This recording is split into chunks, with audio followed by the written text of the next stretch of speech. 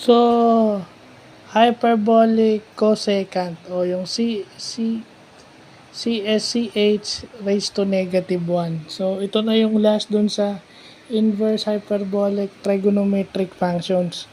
So, dito sa formula na to, dalawang fractions na. Kung dun sa secant is isa lang, yung dun lang sa right side, dito pati yung left side, meron na siyang 1/x. At saka yung denominator niya is absolute value ng x. So, ibig sabihin, pwedeng ang given dito is negative. Ang given is negative. So, kukunin mo yung absolute value niya, so positive. Kasi walang natural log o LA na negative. Tinesting ko dito sa calculator ng cellphone ko, yung scientific. Wala talagang negative na, walang negative na ln o natural logarithm. So, dito, pag ganun, pwedeng ang given in negative. Pagka given in negative, absolute value nun, positive na.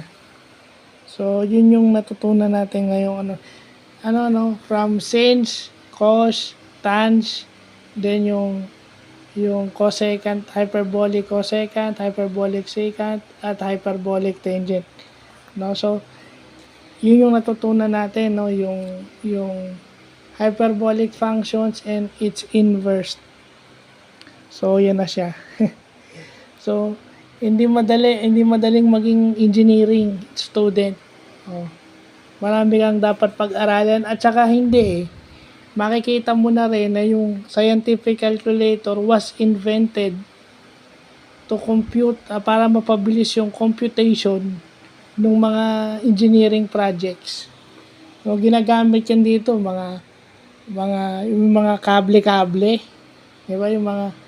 Sa mga kable-kable yan yung cable cars, electrical wiring. So, para mapadali yung pagko-compute ng mga yan. So, yun. At saka hindi na mailalagay sa Visual Basic.NET framework yung hyperbolic sine, hyperbolic cosine, hyperbolic tangent kung wala yung purpose. So, it's up to us computer programmers to learn about that. Hindi pwedeng basta nagawa mo sa PowerShell, nagawa mo sa VB.NET, nagawa mo sa Visual C# yung log, napalabas mo yun, para saan yun? Diba? Hindi naman, kasi pag programmer ka, once napalabas mo yung value nun, kasi automatic ilalabas ng computer yun with the right code. Pero ano yung hyperbolic? Yung hyperbolic functions na yun. Marami kasi nagsasabi, porket nakalagay dun sa MSN article na sa help ng Visual Studio.NET, indicates yung hyperbolic sign ng isang number. So, kung maiksi yung mo, hanggang doon ka lang, kinukuha niyo yung hyperbolic sign ng number. So, ano yung hyperbolic sign? Para saan siya? O yung hyperbolic functions, para saan siya?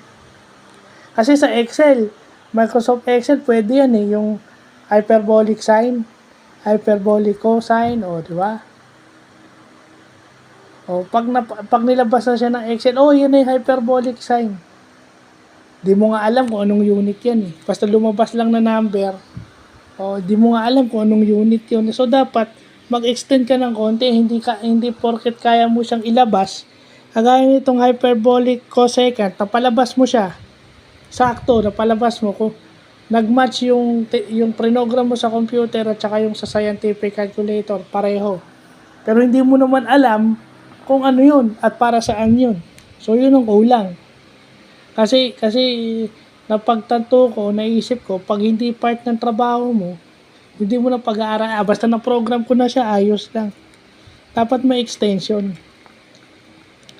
Kasi lahat ng pinoprogram natin na software ngayon is para makatulong sa ibang field kasi may purpose. So, yun lang po.